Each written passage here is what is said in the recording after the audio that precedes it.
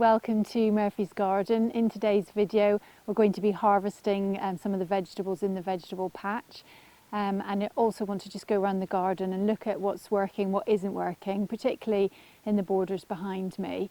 Some of the perennials just not quite in the right place, so I want to do some adjustments in the autumn. And then finally, after all the wind and the high winds that we've had over the last few days, the garden's had a bit of a battering, so I've got to go around and do some weeding, just general weeding and tidying up, cutting the edges and obviously cutting the grass, and also the hedges as well. In this area we've got the butternut squashes, which we planted on the old site of the peas once they were harvested. As you can see, they're still really small, and I'm not really sure if we're going to get much of a harvest this year. They were a little bit late going in. Under the net here we've got the corn on the cob, and that's been really successful this year. We've had lots of cobs which we've been eating, and it's been really delicious. The net was put on to protect the sweet corn from the pigeons, but we've also planted cabbages. We've got the sprouting broccoli and the calabrese and the kale under the net. However, it hasn't been as successful as we hoped, because the cabbage white somehow managed just to fly straight through the holes in the net. So going forward next year we'll need to get a much finer mesh. So as you can see, the leaves have been completely defoliated. The kale at the back seems to be okay at the moment, so we'll just try and eat that before it gets destroyed as well. We've also had a really lovely crop of French beans. I've got two varieties. I've got this yellow one. The yellow one's actually quite good because it's so much easier to see when you're harvesting it. And then over on this plant we've got the green ones, which are a bit slimmer, longer and slimmer, and they also freeze really nicely as well. And this is the celeriac. It's doing very well. The flavour will be improved by a light frost, so we'll wait for a light frost but harvest it before any heavy frost comes. So as you can see from going around the vegetable patch, there are an awful lot of weeds after all the rain that we've had. So I'm just going to spend a few minutes just weeding and doing a nice thorough job. I've got lots of nettles. That's because we put some manure on the site after I removed the peas in this area. So that unfortunately has brought up quite a lot of nettles seedlings.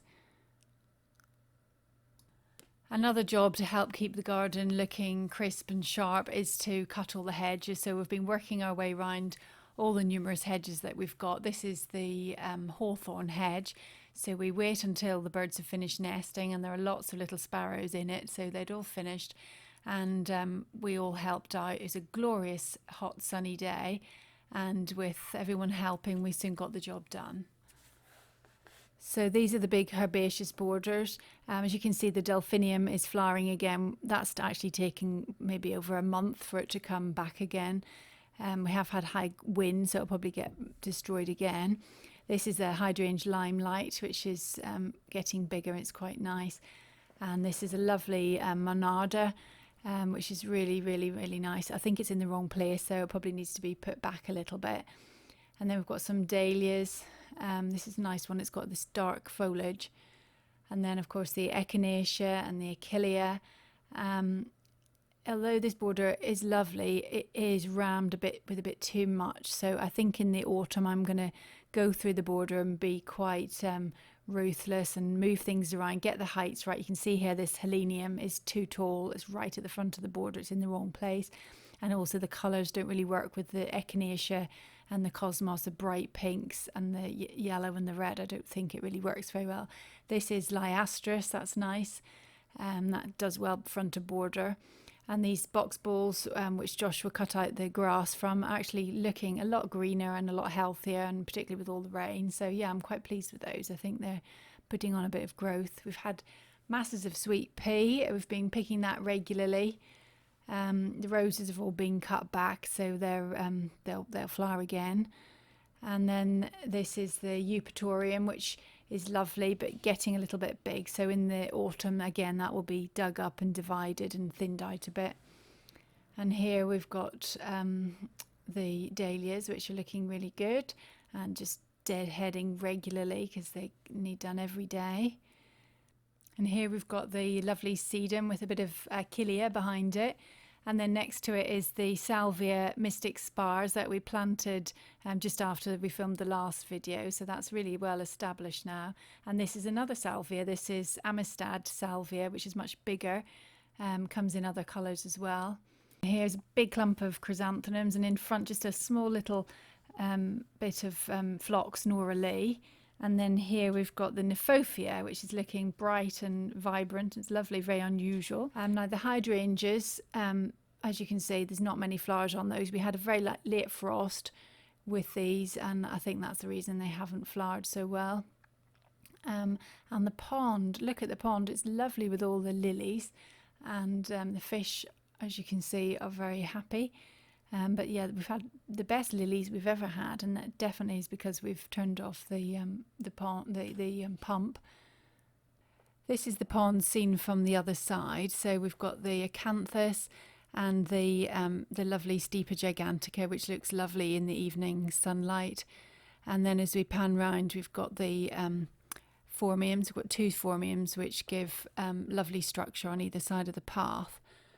So as well as looking at what's doing well, it's also good to look at what's doing not so well. And here is a climbing hydrangea, which has been in for a couple of years now. And as you can see, it's not climbing and it's not really looking very well at all. I'm not quite sure why. And then moving a bit further on, this is a sycamore tree which we had cut down, and the stump unfortunately is starting to re-sprout. I used to have real problems with sycamore seedlings everywhere, so I'm a bit annoyed that that's come back again. So this is in the sunken garden. The pheasant grass starts to look a bit scruffy at this time of year with lots of dead bits on it. So all I do, better to do it with gloves on, but just pull at it and it just comes out and it makes it look so much nicer again. And then if we pan round, we've got the limelight hydrangea in this area, and in the background you can see the everlasting sweet pea, which has flowered for such a long time. It's been lovely. When we planted the limelight hydrangea, the Portuguese laurel trees were a lot smaller, so there was a lot more room. However, you can see they're getting a little bit big for this area. And here I've got a lovely new gift from family, and this is a statue which is just perfect for this area. It just looks so lovely against the very dark green of the yew, so I'm delighted with that. We've had so much wind and rain that the garden has been quite battered really, and sometimes it feels a bit, you feel a bit despondent. But I find that once you get out and do the edges again, everything suddenly starts to look a bit tidier, and then Alistair comes out and cuts the grass, and finally it looks back in control again. So the wind finally has died down and the garden's looking really nice again. I'm really pleased with the colours in this area. This area was only cut out last year, so it has really filled out, and I'm really pleased with how it's looking.